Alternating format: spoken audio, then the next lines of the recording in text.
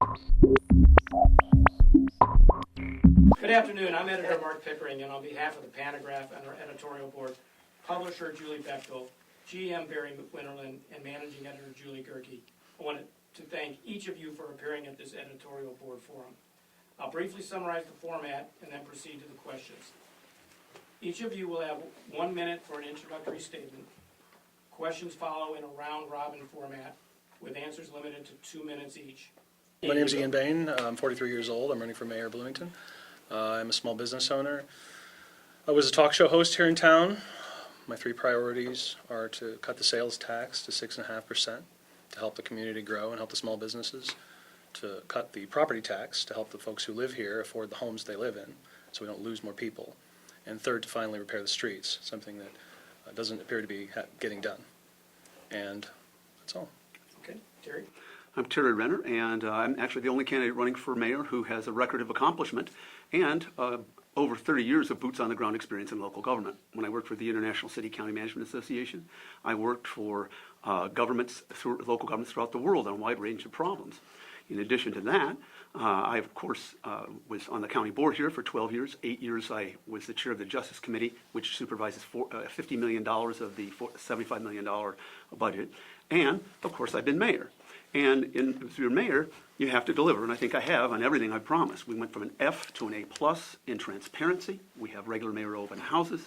We have put 300% more money into street resurfacing in the last 3 years than in the previous 3 years, all the while making sure we have balanced budgets. We always come in under budget to have money to return to our reserves, and that was something that's absolutely critical for us. And we've done that while getting an award for our funding of our police and fire pensions. In terms of growing the local economy, we have Hy-Vee in a previously abandoned strip mall. We've got Dick's Sporting Goods. We've worked with Ovation Cinema. And we, of course, have the first multi-million-dollar investment on Constitution Trail, and that is Green Top Grocery and our downtown revitalization plan. So Bloomington's on the move. We're on the right track. Hi, my name is Robert Fike. I'm not a politician. I'm a retired firefighter from the city of Bloomington. So I have the unique perspective of knowing how the government and the departments work from the inside out. One thing that I could tell you is that if you ever want to know anything about a department, you ask the rank and file. Being retired gives me the opportunity to be a full-time mayor, not only for the city, but for the residents and citizens here. The tax and spend policy that we've been under here for the last 4 years, in my opinion, has failed the city. We need to hold the line on any new taxes. We need to eliminate the frivolous spending. We should be doing what I call the items on the do list, and then we go to the want list. With small business here in town, we have to understand that they're the core of economic development. And with a small business, you've got to have good, sound infrastructure and a clean, safe environment. Thank you. My name is Kevin Lauer, and I've actually been involved nearly a decade. I became concerned. I am a concerned citizen first, and mayoral candidate second. I became concerned because we have a lot of regressive taxation that we have gotten into, and we're funding many non-essential venues, and on the backside we're hurting a lot of folks. And I saw it in my neighborhood, got involved in politics a little bit, and have worked my way up. I've been a seated alderman as long as Mayor Renner has been mayor. I've been integrally involved. As a matter of fact, he liked to take credit for Hy-Vee. That was actually my idea. I do have a lot of big plans for Bloomington, but they don't involve a lot of additional taxation. We need to do cuts, but we have to do them very, very surgically. We have to get our priorities straight, and I think strong leadership is what is going to be required there. I've actually been involved in small business and support of small business locally most of my life, and I understand small business. I understand what they need and what they need to grow and prosper. And so I think that is primary to getting our economy back in a growth area. And so In terms of prioritization, okay, Real fast. We got time for others. sure. Diana? Thank you, Mark, and Lee Enterprises for this opportunity. I am Diana Howman, and I currently have the privilege of representing Ward 8 on the Bloomington City Council. There is so much that's good about our city, and we can make it even better with effective leadership. As mayor, we will look at finances with a long-term view as we budget for both planned expenses and for unexpected opportunities. We'll strengthen our relationship with the town of Normal. We'll develop a vision that will align our finances with public safety, public works, community and economic development, and recreation. By doing these, Bloomington can meet its untapped potential. I'm a listener, a collaborator, a visionary, and a candidate for mayor who has leadership experience to provide a clear plan to address finances and to strengthen our relationship with Normal. And I look forward to your questions. Thanks. Okay. Again, we're going to start from the left, Mr. Bain. First question, what is the most important step that should be taken to kickstart downtown revitalization? Well, the problem there is that you have a bunch of empty storefronts and a lot of neglect. When I walk downtown, it's kind of sad to me because I lived in a lot of urban areas, and I feel like there's not a lot of care there. I think the business owners care a whole lot, and I've spoken to a couple of those when I was on the radio, and they're very passionate about what they're doing, and we're very lucky to have them. But I just don't feel like there's a lot being done to clean up the area, to repair the area. I think that lowering the sales tax to 6.5%, for example, which is what I'd like to do, would allow smaller businesses to move in and take a chance on competing on maybe unusual products or things that can't be found elsewhere, to attract people to Bloomington from other communities, not just directly around, but Champaign or Peoria, a comic book shop, something like that. There's all kinds of opportunities there. So I see opportunity there, but I don't feel like anybody's listening to why people would go there, the real reason why people would go there. They're not going to go there because the government's built a museum or I don't know, library or something. It doesn't work that way. So to answer your question, what can be done about that? I think lowering the sales tax to 6.5% is going to help, but also eliminating whatever kind of crazy regulations. Every time I talk to a business owner, they've got a different kind of regulations they say irritates them about the city. I don't know what exactly is going on, but all of these regulations have to be looked at, and just eliminate the ones that are bad and that are keeping people from moving into these empty storefronts. Mr. Renner? Well, essentially what we've already done, and if Mr. Bain had been in our community a little longer, he might have had the ability to understand what we have done. We did have a downtown plan that thousands of people were involved in, and it kind of sat on the shelf when I came in. That was one of my first actions. We got that through. It was a controversial vote in the city, but you're not going to get private investment unless you also have a downtown plan. The other thing is that Mr. Bain is absolutely incorrect. He's never spent a day actually dealing with economic development in the real world. You have to have destinations. The moment it took a year to get funding for the Route 66 Visitor Center. The moment that happened, we had very serious interest in investing in our downtown in a variety of ways. And so those anchor stores and anchor things actually are what do develop and build downtowns. And so that also corresponds with our city's comprehensive plan that calls for an anchor project for downtown. Library as a destination for the southeast part of downtown would absolutely be how downtowns are revitalized. Again, this is the process. People don't just sit back and say, okay, I'm going to cut taxes and my downtown's going to be revitalized. People in the real world of economic development do not talk like that. Frank? Well, I work downtown, so I'm privy to some of the things that go on down there. My brother owned a small business there. I worked part-time with him. I was the one that had to clean it up after a weekend of party-goers on Monday morning. So you've got to clean up the downtown. You've got to make it presentable to businesses to want to be there. That's part of giving the businesses a clean and safe environment.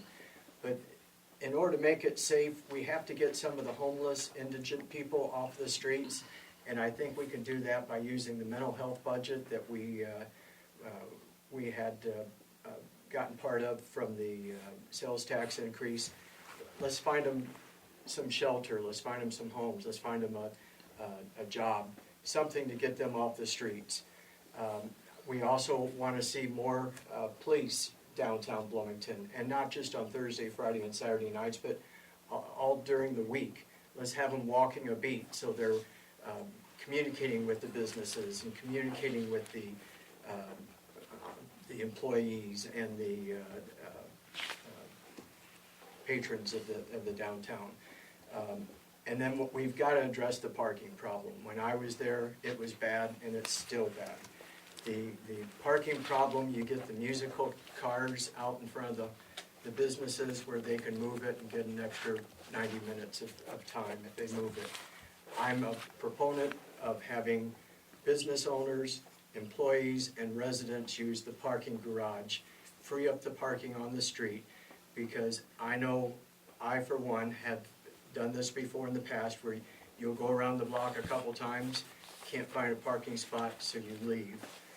That's not good for business. And then we need to enforce it.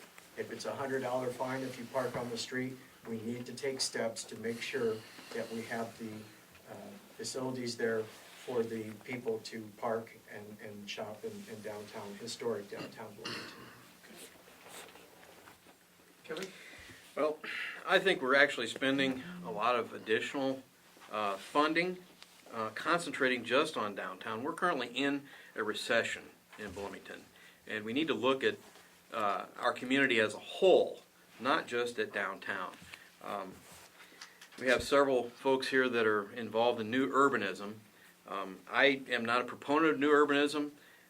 I think there are a lot of different ways that we can allow our city to grow, and so one of the things that we really need to do is look at the city as a whole and consider a property tax freeze and stabilization of expenses to small businesses.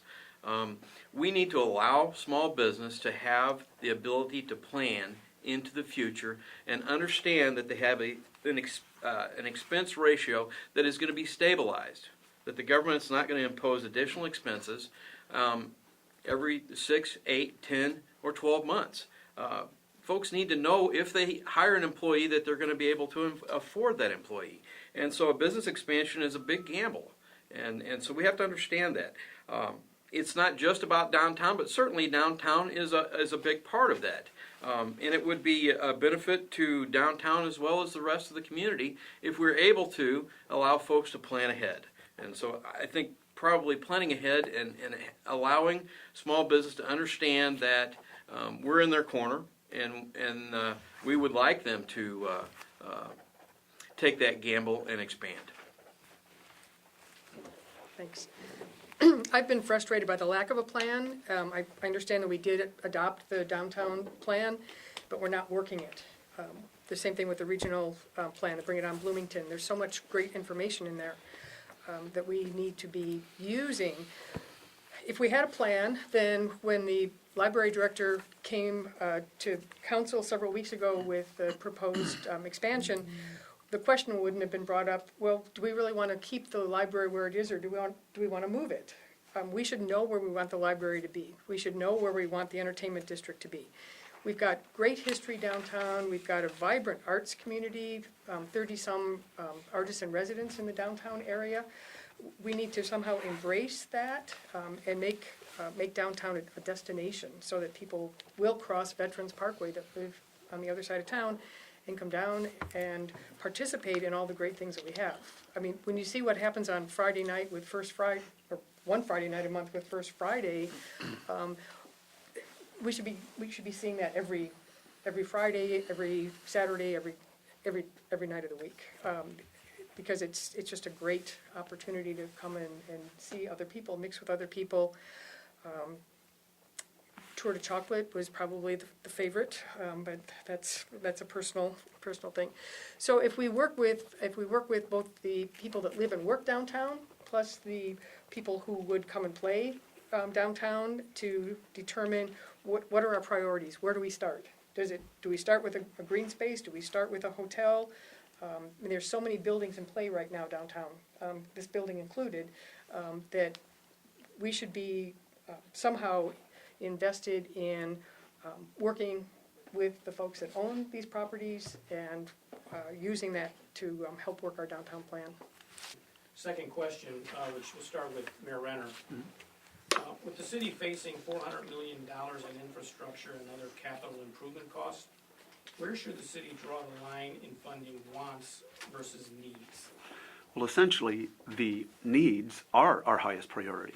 And in fact, the vast majority of our budget goes to police and fire and emergency 911. And if you also add public works, that's the overwhelming majority of the budget. But at the same time, it's a small portion of the budget out of our $210 million or so budget. Only about $7 million subsidizes all of our parks and recreation activities. So it is already a lower priority. We have put money, we do have capital improvement plans, and unlike what Alderwoman Howman has said, we also have a very aggressive downtown plan, and we've been working it. And she may not be aware of it, but we've been working it, we've been working it hard, and you can see a lot of the results. So I think some of it is we need to grow the local economy, and as we're growing the local economy, and it has to be centered in downtown and underperforming areas. Obviously, most of the places that we've had, and again, it was the former mayor and I who worked out the Hy-Vee deal, not you, Kevin. I don't think you knew it happened. But at the end of the day, we have Hy-Vee. We certainly have the Dick's Sporting Goods. We have Ovation Cinema that Kevin also voted against, even giving them a liquor license. We are moving forward in all underperforming areas, and it is centered in downtown because there is this great inversion. People, as millennials of the future, and empty nesters are moving into older neighborhoods. They want walkable cities, they want walkable downtowns, and that's what we've been doing with proper signage and the visitor center, getting our share of the visitor center traffic. It's not coincidence that they send you to the David Davis Mansion, for example, and looking for Lincoln, and we got Green Top Grocery right in front of that. Right? These are not accidents, Diana. These are things that were purposeful and have things that we've been working. Thank you. Mr. Frank? We need to concentrate on the need list, and that includes the infrastructure. We've got to get a control of the infrastructure, otherwise it's going to crumble, and we're not going to have anything there for people to want to come into our community, to want to open up a small business. So all the things that I want to cut may be small in nature, but they add up over time. And if we concentrate on that, we have to make sure that the other things that we have in town don't deteriorate. So it's an upkeep maintenance on those. But we've got to concentrate on the infrastructure. The studies and the consultants, I think, are out of hand, and we can eliminate those to almost nothing. We've got very talented people in our community. If we need to commission a study, we should be able to use local talent. Travel, I think elected officials shouldn't travel at all on the taxpayer dollar.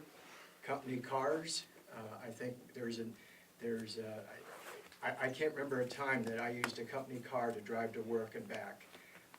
So there's something there that we can look at as far as cutting. In fact, if we can't cut it, we could look at mileage rather than doing a company car.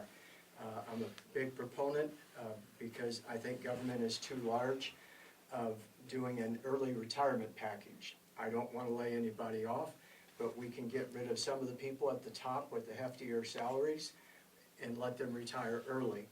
Then we check and see, is that job absolutely necessary for the function of government? If it's not, we don't fill it.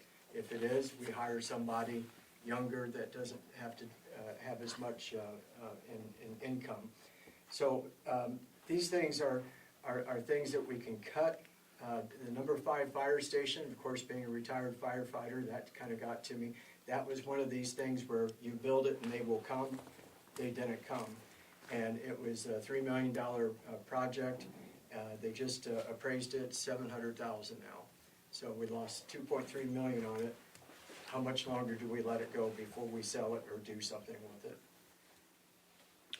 Well, I'll come back to that one. I've got ideas, and the city manager and I have already been talking about the fire department. Number one, we are obligated to provide public health and safety. It is our number one obligation. And there are some things that we can do small things to reinvest in both our police and fire departments to make them more efficient. Some of that deals with a lot of technology, and I'm interested in looking at timing of our traffic lights to allow for our fire department to access our northeast quadrant much easier, and also interested in a possibility of a small fire substation that might also offer additional services. Many of the other areas of our city could be offered, such as Parks and Rec, maintenance facilities, et cetera, that travel back and forth. And so we've got some places that we can look at in small areas that we may be able to save. Certainly potable water, structural sound, well-maintained streets and sewers, updating our sewer system and having a plan. And the mayor, I have to give him credit, has been involved. I think we all have been involved in that long-term plan to fix and replace and repair our storm sewers as well as our sanitary sewer systems.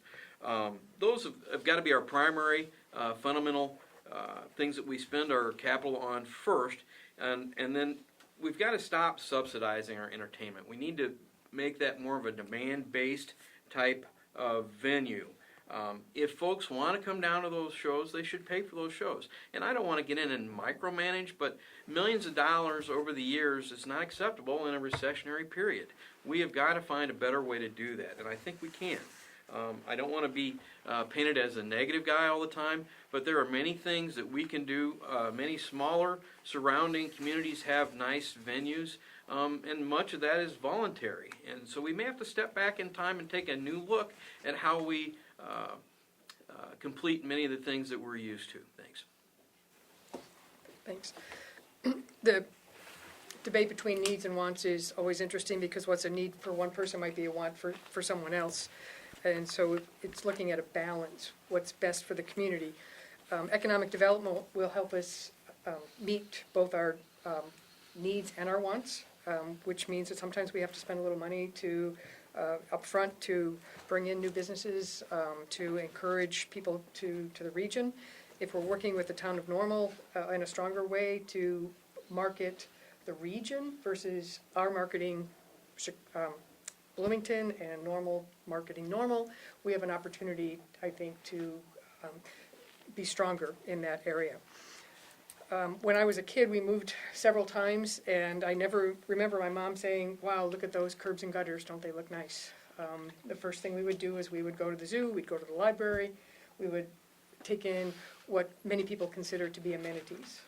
I've heard people say we should close the parks, or we should fence the parks so that we can charge to get in. Well, by the time you fence the parks and hire somebody to monitor that, we've pretty much wasted that. So the parks are really an asset. We have a number of people in our community that don't have backyards. They live in apartments. And if we close the parks and the kids have nowhere to go, now we're looking at hiring more policemen to take care of the kids that potentially are on the street. So like I say, a need for some is a want for someone else. We certainly need to address our $400 million in infrastructure. That won't happen overnight. That'll take 10, 15 years to accomplish. Even if we had all the money, we wouldn't be able to do every street in the city of Bloomington in 1 year. So it's a balance. You know, we've all been here for a couple minutes now, and they're bickering over whose idea Hy-Vee was and whether or not there's a plan. And there's no doubt in my mind how, in 3 years, the budget has gone from $169 million a year to $207 million a year. And I am confident, after just the last couple minutes, that no one individual has any idea what is really in the budget. But I can tell you that if you can roll some of this stuff back, there's all kinds of opportunity to giving money back to the people who deserve it, and those are the taxpayers. If we lose taxpayers, they're not going to come to your parks. They're not going to come to your museums. Joliet has a Route 66 museum that I'm pretty familiar with. I've never seen anyone in that museum in my entire life. I've gone up there a bunch of times, never seen it. I think we were married next door to that museum. I go to Chicago for work, west side of Chicago, south side of Chicago, pass all kinds of parks. And there's a lot of activity in the parks. Unfortunately, none of it's legal, and there certainly aren't families gathering, and there's nobody going to the libraries, of which there are plenty. So I think that the real priority here at this point is keeping our businesses and keeping our families and keeping people here. You have businesses that leave when they're, and I think Caterpillar is a perfect example of this. You have executives that are paying, and I know it's not Bloomington, but you have executives that are paying more money here in property tax in Chicago. And I'm a real estate appraiser. I pulled $420,000 house in Chicago, $420,000 house here about 4 months ago. I can send you all the data. I should have brought it with me. the taxes down around here were between $10,000 and $12,000. Chicago today, somewhere between $6,000 and $8,000. And you're wondering why people are leaving. You're wondering why 3% of the workforce left and didn't leave Illinois, because they're gaining steam in Champaign and picking it up in Champaign. So wants and needs. I think that the needs are the people, the businesses and the families. We need them more than we need government structures. Thank you. Okay, Bob, we'll start with you. As you're campaigning, what is the issue or complaint you hear most often among voters? Oh, that's an easy one. The number one thing that they're talking about are streets. There's a phenomenon around here in the northern climate called freeze and thaw or frost and heave, in which you'll get water in these cracks, and then when it freezes, it'll break up the concrete. It's something you've got to stay on a yearly basis. If you get behind, you're playing catch-up the whole time. So you've got to stay on top of it. The mayor has a Streets 2.0 program. I'd like to know what happened to Streets 1.0. Mine is going to be called simply, let's fix the streets and do it now. So it's no fancy thing, but that's the infrastructure. That's part of the infrastructure. The streets, the sidewalks, the sewers, and the water mains, and the water retention basins. You have to get that infrastructure in order to get business to come in. Again, infrastructure is a big part of how people view the city. If they can maintain the infrastructure and show the businesses they can, they're going to be more apt to locate here than somewhere else. But there's we gave Sam Lehman, Toyota, $700,000 to relocate on the other side of Veterans Parkway. And what that money's for is to build a retention basin and to move a sanitary sewer. Now, I feel those are city and not Sam Lehman. If we had done them earlier, could businesses have been in that Brantville Center? I call it Brantville because I've probably been here longer than anybody. Would businesses been there sooner than later? And then by giving them $700,000, how do you pick and choose, among the businesses? What if Brad Barker wants to locate now? Are you going to tell them no on their money? Well, the biggest thing I hear people complain about it is high taxation and the lack of infrastructure repair. Obviously, they can see the streets. We had a hole on South Madison Street in Ward 1, which I represent, large enough to park a city bus, and that's a 40-foot new city bus in. And we could have parked it in the hole. It was that deep. These things cost 3 times more money to repair than they are to fix as we go. And so if we can stay on top of it, and we do have a plan to stay on top of our streets and sewers, we have not been consistently funding that, though. And so by prioritizing and allowing for that as a high-level item in our budget first, before we allow for subsidization of many of the other less essential services, I think is what we have to do going into the future. The streets are neglected. We really need to be putting around $8 million a year consistently for probably 2 decades to catch up to a level that we might consider as good. It is a huge undertaking. It's something that we should have been doing the last 15 years, and we haven't. And we've gotten behind, and so we need to do something to catch up. So those are the things that folks are complaining about most. I don't think that we can continue to add taxation until we get some good growth going again in our county seat. Thanks. The west side, when I've been campaigning on the west side, going door to door, the concern there seems to be safety. They do talk about infrastructure, but it's more safety, parks for the kids, that kind of thing. Other areas, again, roads, seems to be a common theme throughout the community. And then questioning the incentives that we've given to some organizations that have been talked about earlier. Those seem to be the biggest things. I don't get a lot of questions about taxes themselves, and maybe I'm not asking the right questions, I don't know, but, when you look at our taxes, of what's being taken in, we get 13 cents on the dollar, so, I mean, it's pretty, I don't wanna say it's minor, but, it's, all of that money doesn't come to the city, so I think it's part of it's an education process, letting people understand that we only get a portion of the city property taxes. So certainly infrastructure, and I echo somewhat what Alderman Lauer was saying in terms of we have been neglecting our infrastructure, and it will take time to catch up with that.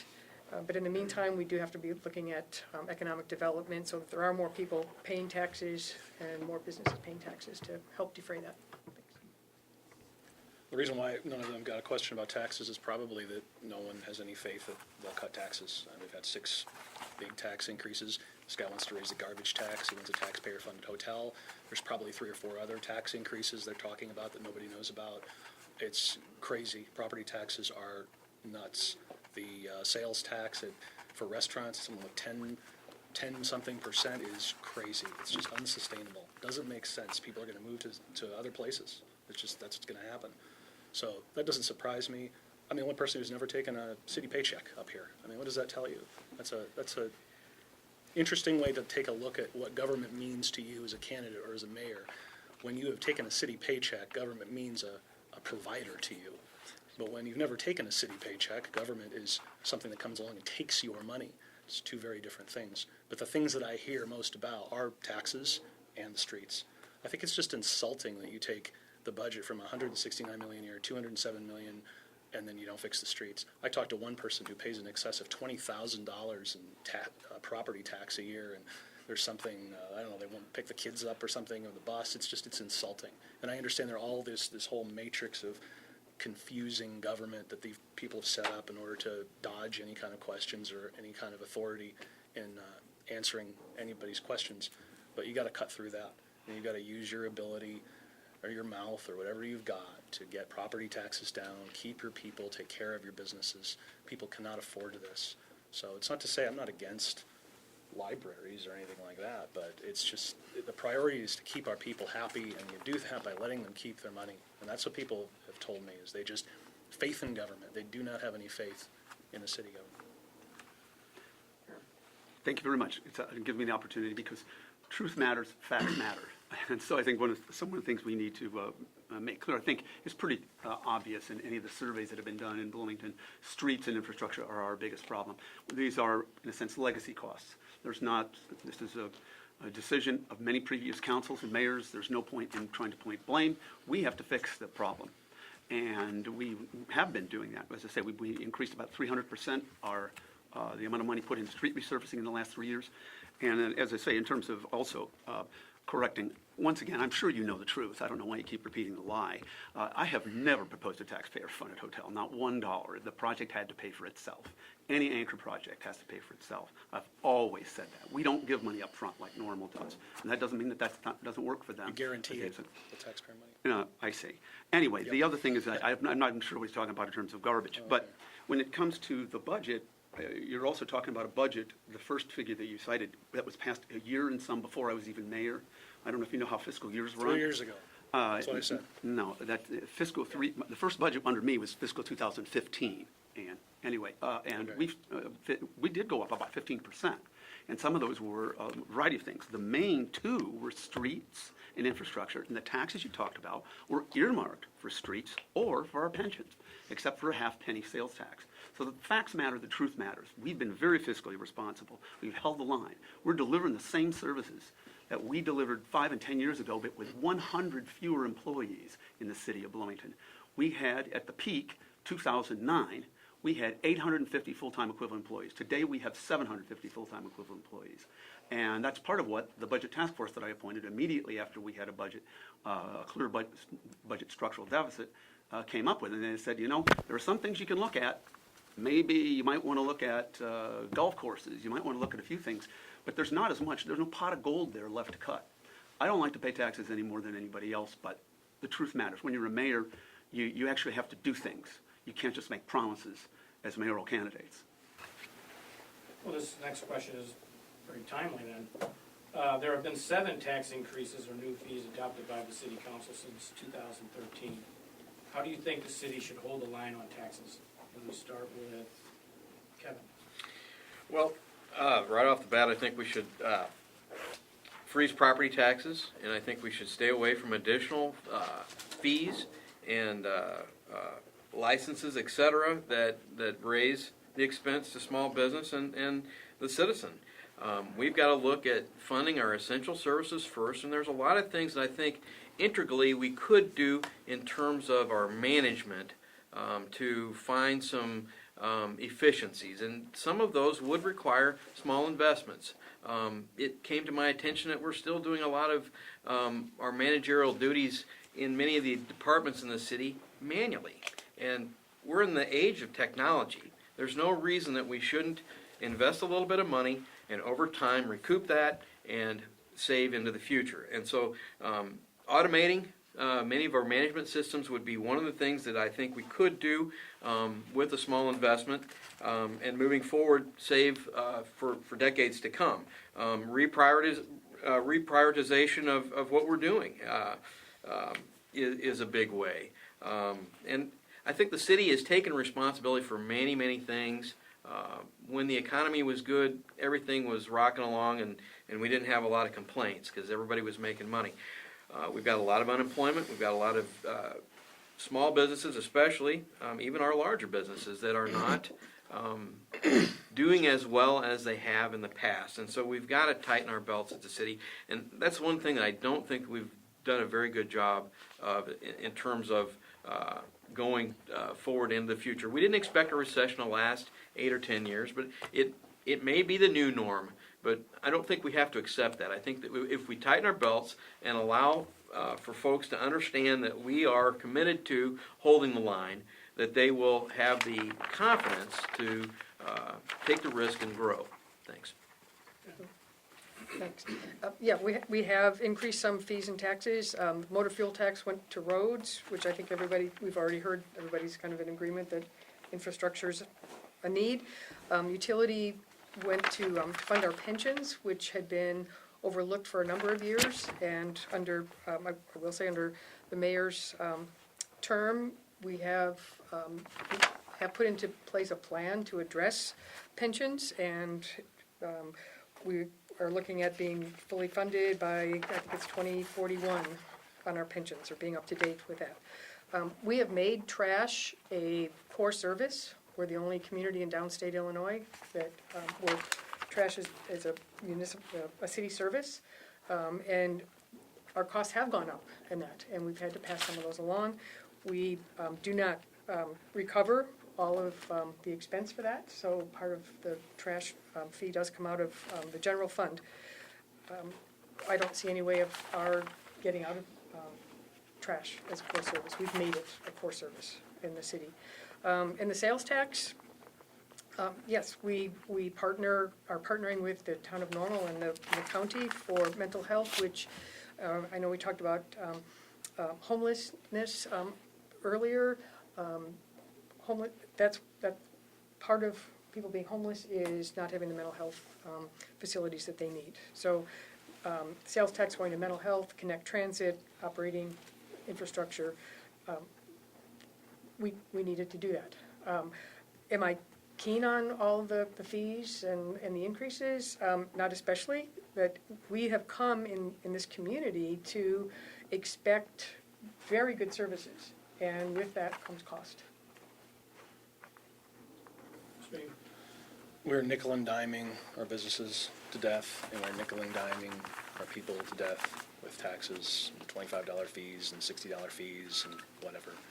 I hope Professor Renner has enough room on his notepad to write this down, because when taxpayers guarantee a taxpayer-funded hotel and then the developer does not come up with that money, then the taxpayers will have to pay yet another amount of money, because that's what guaranteeing means in the real world, which he likes to talk about a lot.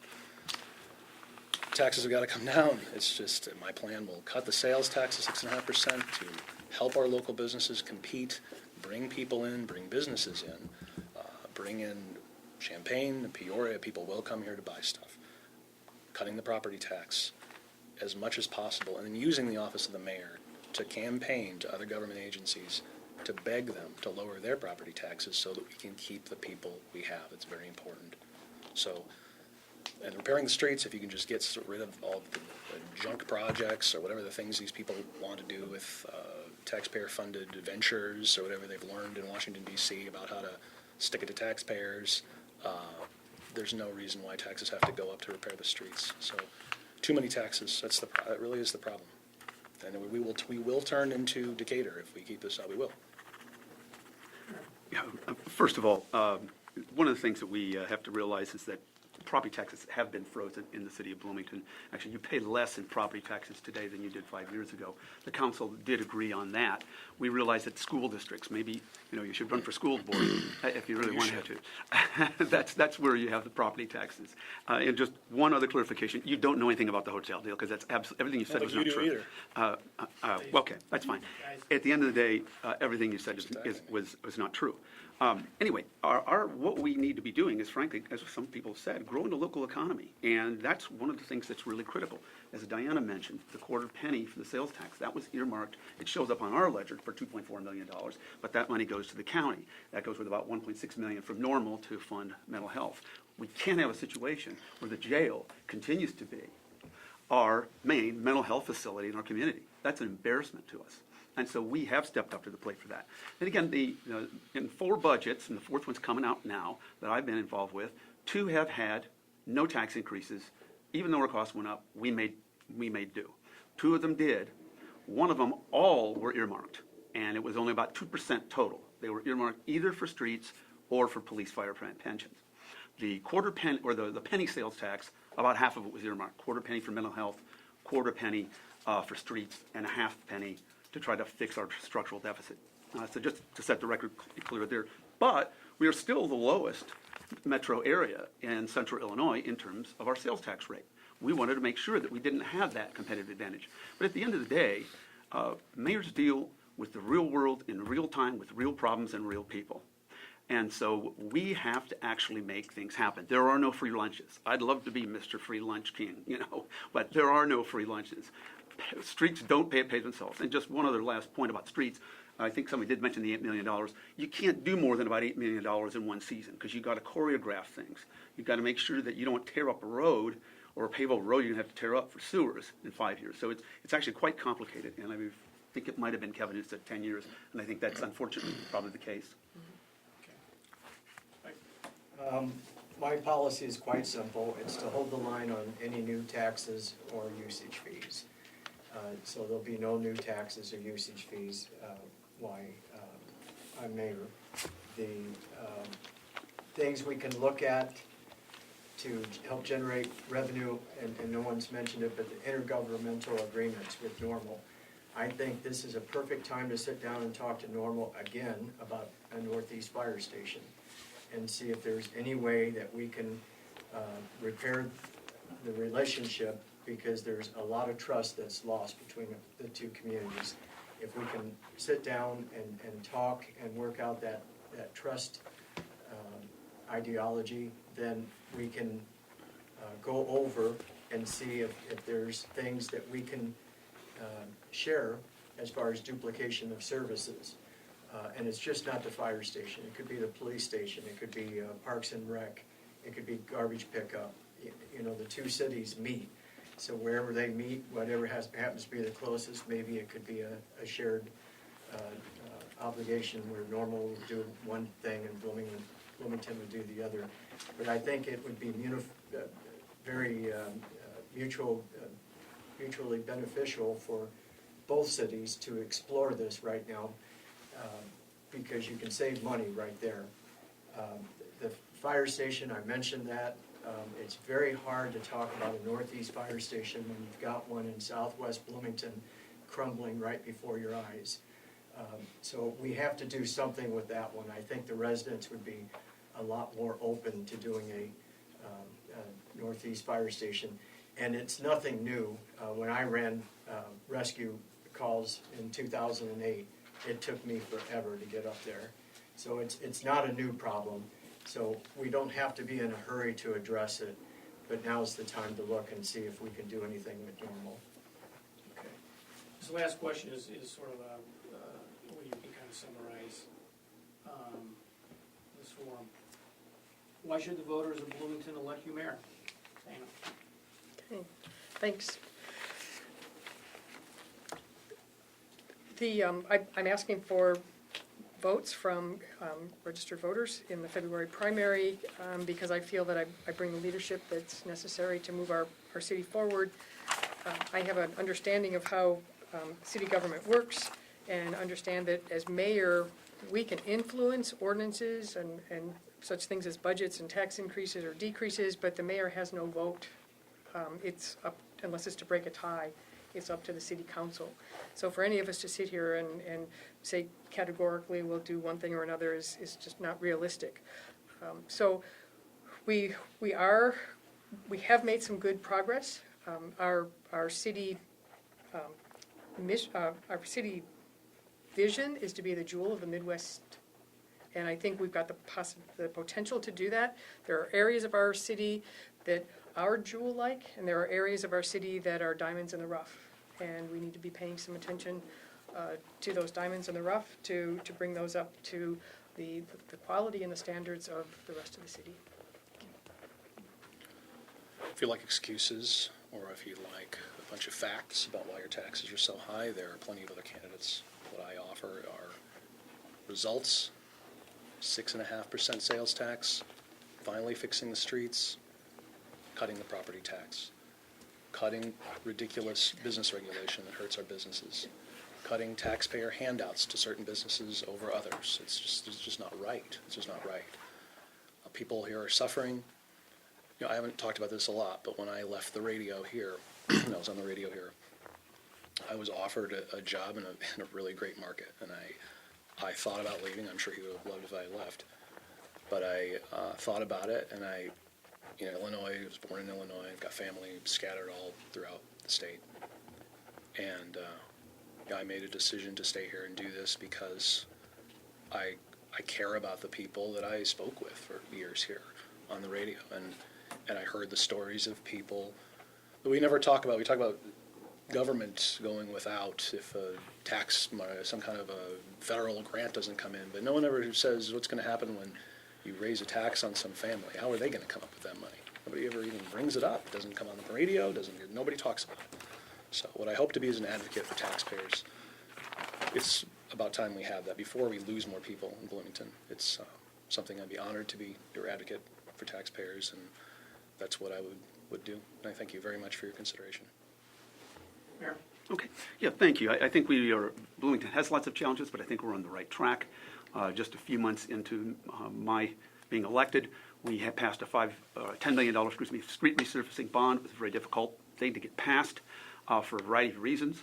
That did take us a couple of seasons to fix. We have up to about $8 million, the amount of money that we're putting in each year for streets and infrastructure. We certainly have seen some improvement, but as many of my colleagues here have noted, it's going to take a long time for us to really see the long-term relief.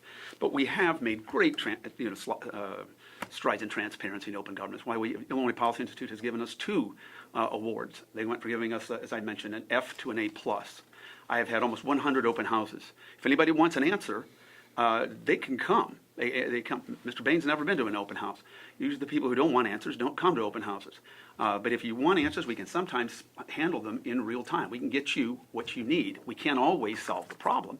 Usually the city manager's there, often the finance director, public works director. Citizens can just come by 4:30 to 5:30 every Friday.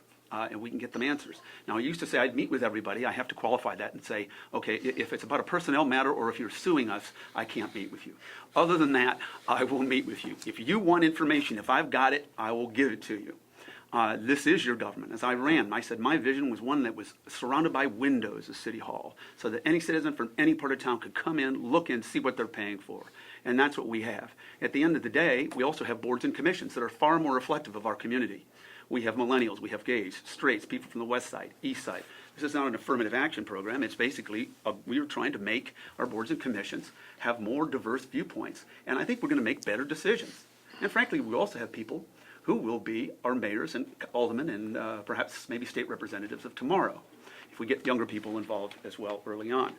So I think we've been making great progress. Certainly we've made progress in what I think Diana called diamonds in the rough, underperforming areas, whether it be downtown, older historic Bloomington, or Hy-Vee, or Dick's Sporting Goods, Ovation. We have been making progress, and I've been proud to be your mayor for the last 4 years. Thank you.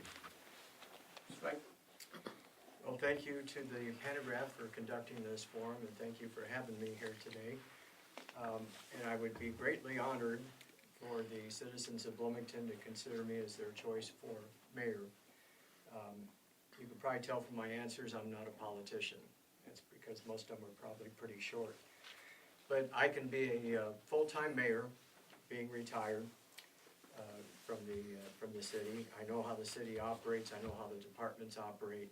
So it's a different view from looking outside in, excuse me. And the other thing that I can offer, being born and raised here, I know the city, I know the community, I know the people. Spent a lot of time on the rescue here and gotten to know a lot of the regulars on the rescue. So I know a lot of the concerns and want nothing more to address them. And we do that by creating working relationships with the council. We've got to be a people person. We've got to be able to talk and form relationships so we can get things done and not be stagnant. But the whole idea of my campaign here, the whole reason I got in is because of the frivolous spending and the increasing taxes that I noticed. And I want to hold the line on taxes and eliminate this frivolous, non-essential spending that we have on the city level. So again, thank you very much. I also thank the Pantagraph and appreciate your time. I'm absolutely committed to rescuing Bloomington from what I believe is an impending financial and structural crisis. We're allowing our infrastructure to decay without reinvesting, and we are in the middle of what I believe is a long-term recession if we don't do something about it and do it now. I've established myself as a consensus choice of the citizens and the best choice for their representation as for the city as a whole. I've can base this on my voting record, standing up for the people. I understand the issues, I can see the flaws, and I know where we need to go. Being elected mayor, I will have the ability to reverse the current course of Bloomington and get Bloomington on a very stable course from the foundation up. I'm committed to the local government and the citizens and what the citizens expect. I would allow and invite optimum growth in our community. I want to reduce the size of government. I want to realign the costs of government to the citizens. I want to eliminate unnecessary spending and non-essential programs. And there are many ways that as a community we might be able to provide some of those non-essentials without actually committing the city and taxpayer funds to those. We could also concentrate on repairing and restoring our base foundation and create a stronger Bloomington that will support additional growth into the future. As mayor, I can bring Bloomington and its citizens what they need, what they want, and what Bloomington deserves. Bloomington deserves better. Thank you. Okay. Well, again, thank you all for coming up, spending an hour or so with us, and we appreciate it. Thank you. And thank you very much.